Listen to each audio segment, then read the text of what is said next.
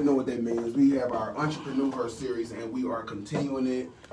Today we have three beautiful young ladies. We're going to start off with somebody that I've known for a minute, Miss Y'Anna Crawley. Good morning, Y'Anna. Good morning. You haven't known me for a minute. It's been an hour. 2 days. Listen, Okay. listen. So for those of you who know Y'Anna, you know Y'Anna became a household name back in 2009 when she won BET Sunday Best. She went on to win awards. She's a singer, songwriter. I am single. Here she goes. And free to me. And free. Singer, songwriter, author, entrepreneur, chef, comedian. She does it all. Dancer. I haven't gotten the cooking thing down just yet. Well, I ate the cornbread. You did. So what? Tell us what you don't do. What? Because I want What I don't do? Yeah. You know what? I'm not really tech savvy. I'm gonna have to be honest about that. But everything else creative, that's just I'm creative. I'm the master creator, you know. So Right. that. But all this technology stuff, y'all can have it.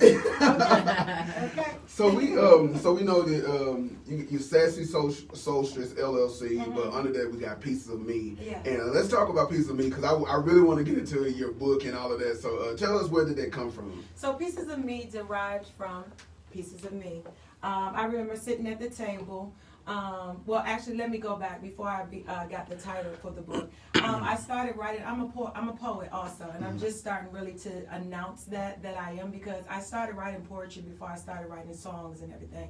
I was just always journal. I've always liked to write. When I was growing up, my grandmother kept books and stuff for me, so I always loved to write and read stories and things of that nature. So I would just write down, how I would feel. And then as you get older, they say, writing is therapeutic. I'm like, that's probably why I always have loved to write. So I started writing, just journal, entries and things, and I started reading them, and I was like, wow, I can comprise this and make it into a book. And so I had some time when I had surgery on my foot.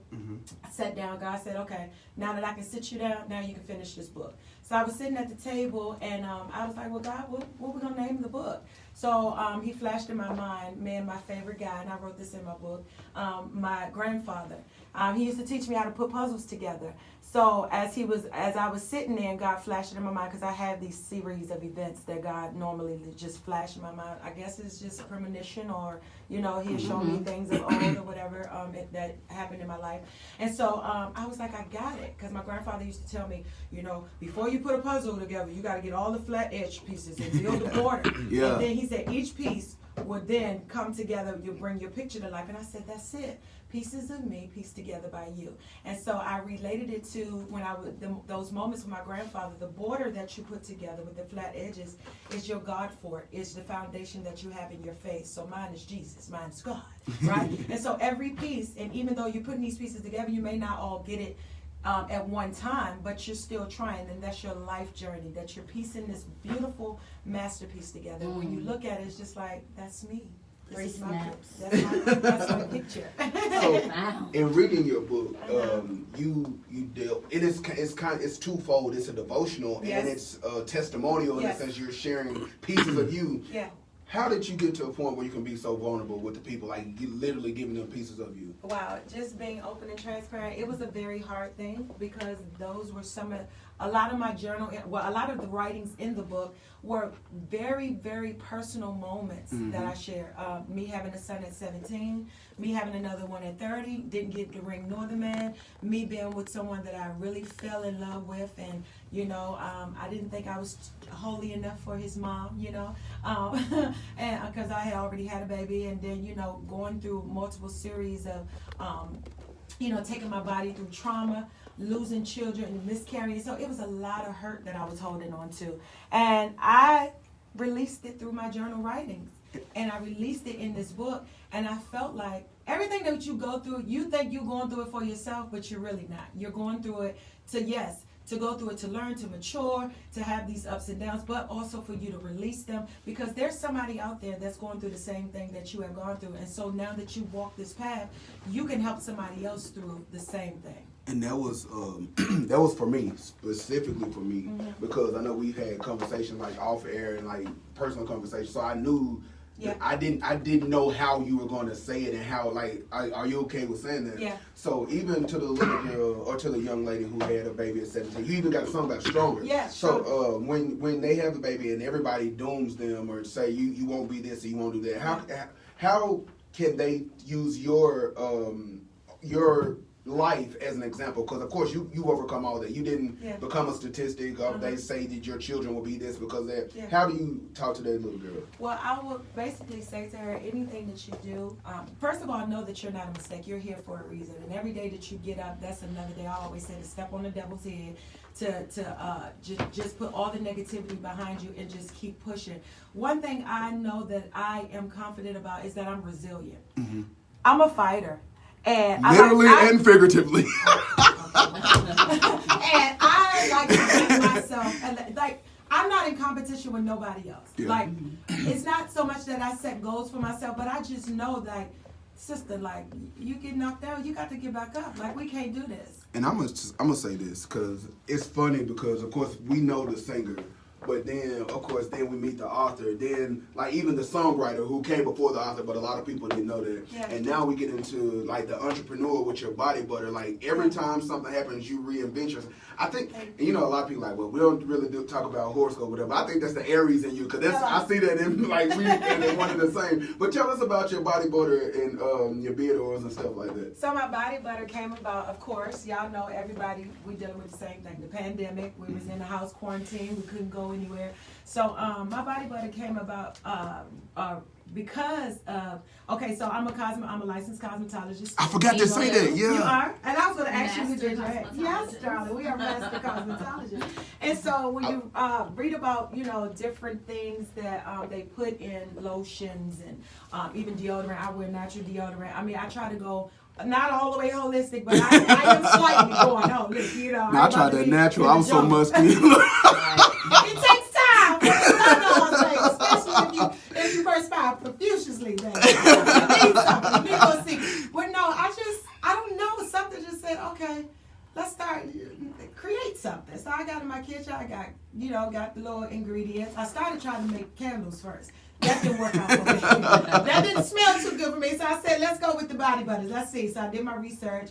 I started doing research on all natural stuff that you can put on your skin, because you know the epidermis is the biggest organ on your body. It breathes. You gotta make sure it breathes. It's nourished and all that stuff, because when you get dry, you gotta make sure you moisturize it. But we want to make sure that we're putting the right things in our skin. So I just started whipping it up in my kitchen. I wasn't cooking no coke. I was cooking body.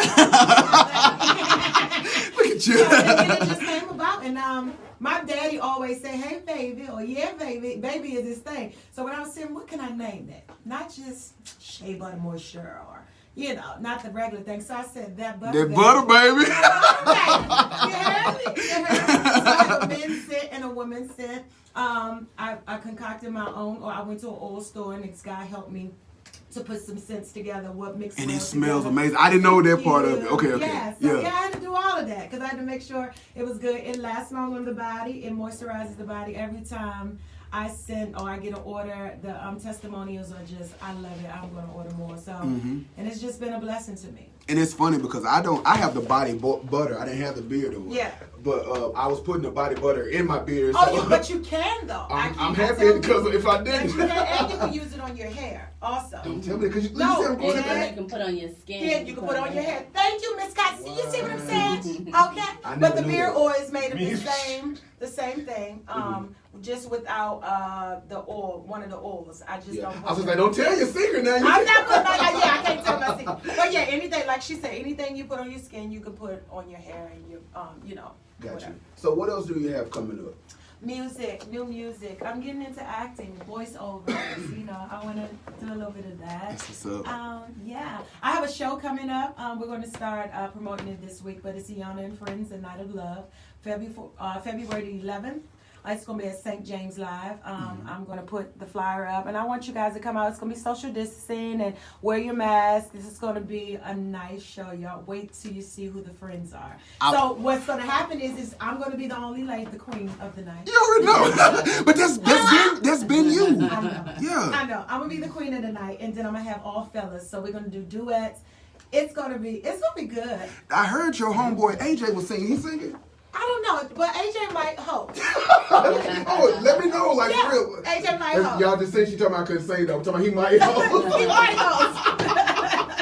Yes. No, but definitely we will be in there. We definitely thank you for coming. Now tell everybody where they can find you, where they can get your book, where they can get your oil and all of that. Everything you can get all up under my umbrella, Pieces of Me, at www.IamYanna, YANNA Crawley, CRAWLEY. Don't put the hyphen in there. I know it's a little hyphen, but don't put that in there. .com. So you can find everything. My music. I have t-shirts, sweatshirts. I have everything, guys. Support small black business. That's another thing that I've been doing since the quarantine, trying to support all black businesses. You know, I'm trying to wait to, one of our brothers and sisters, we get a Walmart or something, right. we get all a Target. I mean, So whatever. for those who are not familiar with your voice, can you just give us a little sample of what we? So that's what you want to do this morning? Look, when you first came in, because I'm not gonna lie, I'm not the one that looks and see, Yeah, I got what's you. coming up. Right. I like to have that surprise. Okay. But when I heard you speak, I said, she sounds like she could sing. Guess what? Everybody always says that. It's this little twang, this little a little thing. vibration in your voice. That's what it is. Mhm. That lets you know she can sing. And you know what? A lot of times I get that right, but I recently got it wrong. About 3 weeks ago, I had a client. She had a rasp, a little vibration in her voice. I was like, can you sing? And she was like, how do you know, girl? And then Oh my God. I was playing Mary J. Blige and in the shop, different songs. And I literally asked myself, why the hell did you sing? It was horrible. I asked her, did she sing? Because I'm used to that when they have that little, I can't explain what it is. And their voice is like, she can sing. But that was the first time in life that I was actually wrong. Wow. So give us a sample. I don't know about tomorrow. I just live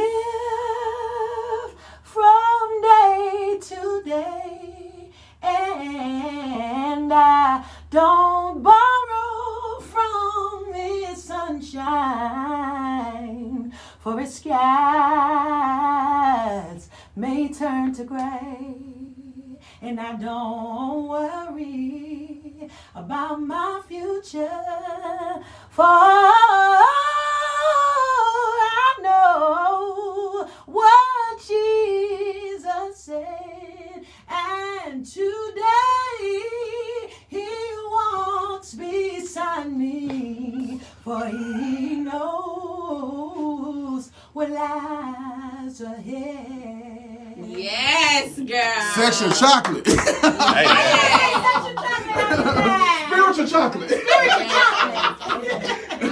That was our Y'Anna Crawley, entrepreneur. We'll be back in a minute with Gail Jones of Intimate Settings LLC. Bye, y'all.